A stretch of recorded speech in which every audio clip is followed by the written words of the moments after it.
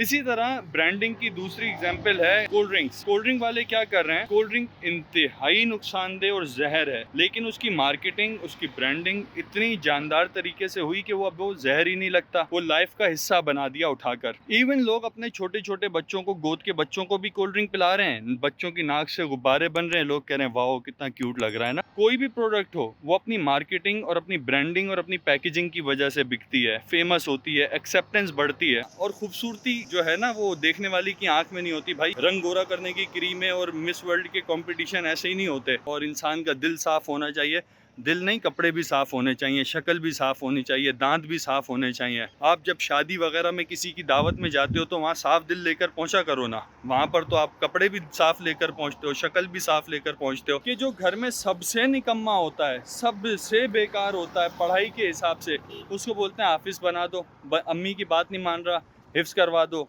आलिम बनवा दो। जब आप रिलीजन को इतनी फालतू चीज़ समझोगे, इतनी बेकार चीज़ समझोगे कि एक शख्स, एक बच्चा जो किसी काम का नहीं था, उसको आलिम बना दो, तो आपको क्या लग रहा है आगे स्टीफन हॉकिंग निकलेगा? वो था, वो ही निकलेगा।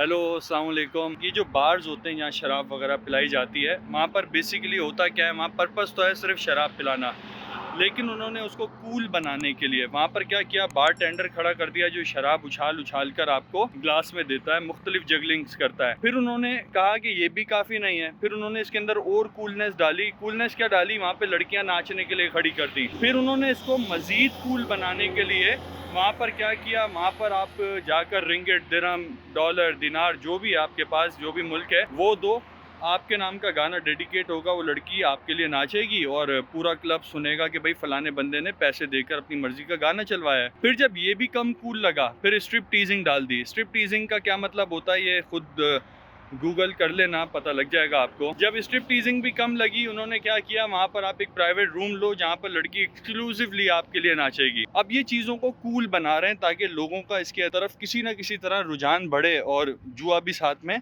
रख दिया, एक पैकेज बना दिया पूरा। इसी तरह ब्रांडिंग की दूसरी एग्जांपल है कोल्ड ड्रिंक्स। कोल्ड ड्रिंक वाले क्या कर रहे हैं, कोल्ड ड्रिंक इंतहाई नुकसानदेह और जहर है, लेकिन उसकी मार्केटिंग, उसकी ब्रांडिंग इतनी जानदार तरीके से हुई कि वो जहर ही नहीं लगता, वो लाइफ का हिस्सा बना दिया उठाकर। इवन लोग अपने छोटे छोटे बच्चों को, गोद के बच्चों को भी कोल्ड ड्रिंक पिला रहे हैं, बच्चों की नाक से गुब्बारे बन रहे हैं, लोग कह रहे हैं वाओ कितना क्यूट लग रहा है ना। अच्छा, ये सब हुआ कैसे? मार्केटिंग के थ्रू। कोई भी प्रोडक्ट हो वो अपनी मार्केटिंग और अपनी ब्रांडिंग और अपनी पैकेजिंग की वजह से बिकती है, फेमस होती है, एक्सेप्टेंस बढ़ती है। सो हम मुसलमानों का ये मानना है कि इस्लाम इज़ द बेस्ट प्रोडक्ट ना, लेकिन इस्लाम की हमने जो पैकेजिंग की, जो ब्रांडिंग की, क्या वो ऐसी है कि वो किसी को अपील कर सके? नेकी करना हमारे यहाँ कूल क्यों नहीं है?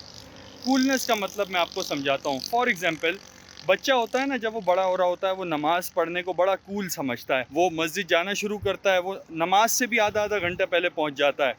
फिर क्या होता है, वहाँ पे कोई नमाज शुरू होने से 5-7 मिनट पहले कोई चाचा आके वो बच्चों को इधर उधर फेंकते हैं, साइड करते हैं, बुरी सी आंखों से उनको देखते हैं। बिल्कुल सीन ऐसा हो जाता है जैसे इजरायली फौजी आकर ना बैतुल मुकद्दस में फ़लस्तीनियों को इधर उधर फेंक रहे होते हैं। सो बच्चा जो अभी ताज़ा ताज़ा कूल समझना शुरू हुआ था चीज़ों को, नमाज को, मस्जिद को, उसने एकदम सोचा नहीं यार ये कूल नहीं है। अब आप टेक्निकली बोलो बच्चा परेशान करता है, तंग करता है, इसलिए पीछे करते हैं, टेक्निकली बात तो बड़ी अच्छी कर रहे हैं आप, लेकिन भाई उस बच्चे को शौक़ था, उसको मस्जिद में एक ख़ास जगह एक्वायर करके अपने दोस्त के साथ वहाँ खड़े होकर नमाज़ पढ़ने का शौक़ था, वो अपना शौक़ पूरा कर रहा था। आपको पहली सफ़ का शौक़ है तो आप क्यों इतनी देर से आए? अगर आपको यकीन था कि पहली सफ़ में खड़ा हूँगा तो उसका सवाब बाकी पिछली सफ़ों से ज़्यादा है, तो भाई जल्दी क्यों नहीं आए आप? जल्दी आओ, फिर जहाँ दिल चाहे खड़े हो जाओ। और दूसरी चीज़, अगर हटाना भी है तो एक पोलाइट तरीका भी हो सकता है हटाने का। कूलनेस का सीन ये है कि हम अपने घरों को, कमरों को बड़ा खूबसूरत किस्म का बनाते हैं ना, वहाँ पर खूबसूरत किस्म की सीनरीज, खूबसूरत किस्म की पेंटिंग्स वगैरह रखते हैं ताकि हमारे घर में हमारा दिल लगे। क्या मस्जिद हमारी ऐसी होती है कि वहाँ पर दिल लगे किसी का? बात थोड़ी सी हार्श है, लेकिन बात को समझना, अल्फाज को मत पकड़ना प्लीज़। होना क्या चाहिए था, मस्जिद होती है कम्युनिटी सेंटर, असूलन तो यही होती है, लेकिन क्या हमारी मसाजिद कम्युनिटी सेंटर्स हैं? मतलब अगर दियोबंदी की मस्जिद है, वहाँ दियोबंदी का लिटरेचर अवेलेबल है, सुन्नी की है तो सुन्नी का है, बरेलवी की है तो बरेलवी का है, and so on so forth. वहाँ पर लाइब्रेरीज क्यों नहीं होती यार? इंटरनेशनल रिलेशंस की बुक्स हो, वहाँ पर एंथ्रोपोलॉजी हो, बायोलॉजी हो, साइंस हो, astronomy, astrology, digital science, artificial intelligence, जो भी कुछ होता है, जो भी सब्जेक्ट्स हैं, ताकि वहाँ पर कोई इंक्लूसिव किस्म की डिबेट्स हों, बातें हों, मस्जिद में नमाज के अलावा भी रुकने के रीजंस हों लोगों के पास, जिम्नेजियम हो मस्जिद के अंदर बच्चों का प्लेइंग एरिया हो। अब प्लेइंग एरिया का मतलब मैं ये नहीं बोल रहा हूँ कि मस्जिद में टेकन 3 के मैच रखवा दो या पबजी खेल रहे हो इमाम साहब भी बैठकर। मतलब प्लेइंग एरिया से मुराद छोटे बच्चे जो आते हैं, टोडलर्स से बड़े जो आते हैं, वो मस्जिद में उनका दिल लगा रहे, नमाजियों से हटके कोई साउंड प्रूफ शीशा लगाकर बच्चों का प्लेइंग एरिया कर दो, एटलीस्ट वो मस्जिद से फेमिलियर हो जाए, उन्हें मस्जिद कूल लगे। मस्जिद में जो लोग, हम लोग जितने भी जाते हैं, जब टोपी पहनते हैं, लास्ट टाइम टोपी कब खरीदी थी, और खरीदी तो किस किस्म की, वो बेडशीटों के कपड़े, बचे हुए कपड़ों की टोपियाँ, कभी उस तरह के कपड़े पहने हमने? आप हाइजेनिक, आप खूबसूरत, आप जब तक कूल नहीं लगोगे ना, और खूबसूरती जो है ना वो देखने वाली की आंख में नहीं होती भाई, रंग गोरा करने की क्रीमें और मिस वर्ल्ड के कंपटीशन ऐसे ही नहीं होते। सो खूबसूरत दिखना चाहिए, मतलब ये रेकमेंडेड है अकॉर्डिंग टू इस्लाम भी। अच्छा, अब आप बोलोगे दिखावा है, दिखावा अच्छी चीज़ नहीं है, और इंसान का दिल साफ़ होना चाहिए। दिल नहीं, कपड़े भी साफ़ होने चाहिए, शक्ल भी साफ़ होनी चाहिए, दांत भी साफ़ होने चाहिए। आप जब शादी वगैरह में किसी की दावत में जाते हो तो वहाँ साफ़ दिल लेकर पहुँचा करो ना। वहाँ पर तो आप कपड़े भी साफ़ लेकर पहुँचते हो, शक्ल भी साफ़ लेकर पहुँचते हो, वहाँ पर ये वाली फ़क लॉजिक आपको याद नहीं आती ना। सो तीसरी चीज़ ये है कि वहाँ पर मस्जिद में हमारे जो इमाम होते हैं, आपको क्या लगता है कि कोई ओ लेवल्स, ए लेवल्स करके स्टूडेंट आएगा, वो हमारे इमाम साहब के साथ बात कर सकता है, या हमारे इमाम साहब उससे बात कर सकते हैं? वो बच्चा 3-4 दलीलों में ही इमाम साहब को उड़ा कर रख देगा, और इमाम साहब ज़्यादा से ज़्यादा हमारी जो नॉर्मल मसाजिद होती हैं क्या बात कर सकते हैं? पाद मारा तो वज़ू टूट गया, दीवार से टेक लगाकर आंख लग गई, वज़ू टूट गया। इसके आगे करने की उनके पास बातें हैं। कोई बंदा प्रोफेशनल डिग्री लेकर आए, फॉर एग्जाम्पल, वो प्रोफेशनल डिग्री लेकर आए इमाम साहब के पास, और इमाम साहब से बैठकर बात करे, जूइश डायस्पोरा के बारे में मुझे बताएं, हिब्रू ज़बान कैसे ख़त्म हुई मुझे ये बताएं। वो इमाम साहब से पूछे कि मुझे एंथ्रोपोलॉजी के बारे में बताएं, as per Islamic teachings, as per Islamic principles. मुझे आर्टिफिशियल इंटेलिजेंस के बारे में बताएं, आर्टिफिशियल इंटेलिजेंस से हम क्या रिलीजियस ड्यूटीज़ ले सकते हैं या नहीं ले सकते। मतलब किसी भी किस्म की, ये रैंडम क्वेश्चंस हैं, इन क्वेश्चंस को मत पकड़ना, ये रैंडम क्वेश्चंस हैं। क्या किसी भी किस्म की कोई इंटरनेशनल रिलेशंस के ऊपर इमाम साहब से बात हो सकती है? क्योंकि नबी पाक सल्लल्लाहु अलैहि वसल्लम जो थे वो बेहतरीन स्ट्रेटजिस्ट भी थे, वॉर की प्लानिंग्स वगैरह भी करते थे, वो इसके अलावा लोगों को सोशल इशूज़ पर भी गाइड करते थे। ये सिर्फ 4-5 नमाज़ें पढ़ाने के लिए तो इमाम नहीं होते ना। कम्युनिटी सेंटर है तो वहाँ पर फिर कम्युनिटी से रिलेटेड बातें होंगी, वहाँ पर बहुत सारे टॉपिक्स पर बातें होंगी, वेदर यू लाइक इट और नॉट।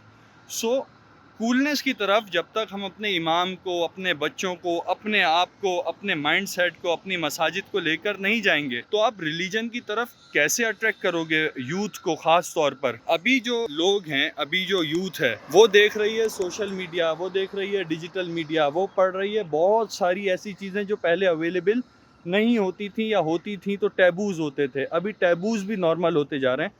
सो उनको कूल चीज़ चाहिए, उनको इमाम भी चाहिए लिट किस्म का, उनको मौलवी भी कूल चाहिए, मतलब ऐसा मौलवी जो अंग्रेज़ी बोल सके। फिर एक और बड़ी अजीब सी चीज़ है कि जो घर में सबसे निकम्मा होता है, सबसे बेकार होता है पढ़ाई के हिसाब से, उसको बोलते हैं हाफिज़ बना दो, अम्मी की बात नहीं मान रहा, हिफ्ज़ करवा दो, आलिम बनवा दो। जब आप रिलीजन को इतनी फालतू चीज़ समझोगे, इतनी बेकार चीज़ समझोगे कि एक शख्स, एक बच्चा जो किसी काम का नहीं था, उसको आलिम बना दो, तो आपको क्या लग रहा है आगे स्टीफन हॉकिंग निकलेगा? वो था, वो ही निकलेगा। सो हमने, मतलब आपने से मुराद हम लोगों ने, हमने इसको खुद कूलनेस इसकी ख़त्म की, हमने खुद इसको एक बड़ी बुरी सी चीज़ बना दिया। सो इसकी पैकेजिंग, इसकी ब्रांडिंग रिलीजन की जो है ना, हमने किस तरह की भले ये बहुत अच्छी प्रोडक्ट हो, लेकिन आप बताओ कोई फॉरेनर बाहर से आए, वो हमारी मसाजिद का हाल देखे ना, गंदी दरियाँ, वो मुंह से चूस कर खजूरें की गुठलियाँ, चूस के इमली की गुठलियाँ निकाली हुई हैं, वो टोपियों में, उन्हीं नायलॉन की टोपियों में भर रहे हैं, वही टोपियाँ सर पर जा रही हैं। फिर वो आकर देखे कि कुरान पाक यहाँ पर वही 1901 वाले, वो पतली पतली लाइनों वाले रखे हुए हैं। क्यों? क्योंकि वो सस्ते रहते हैं, वो सस्ते मिलते हैं। हम अभी तक मसाजिद में डिजिटल कुरान नहीं रख रहे, वो ऑडियो वाले कुरान नहीं रख रहे।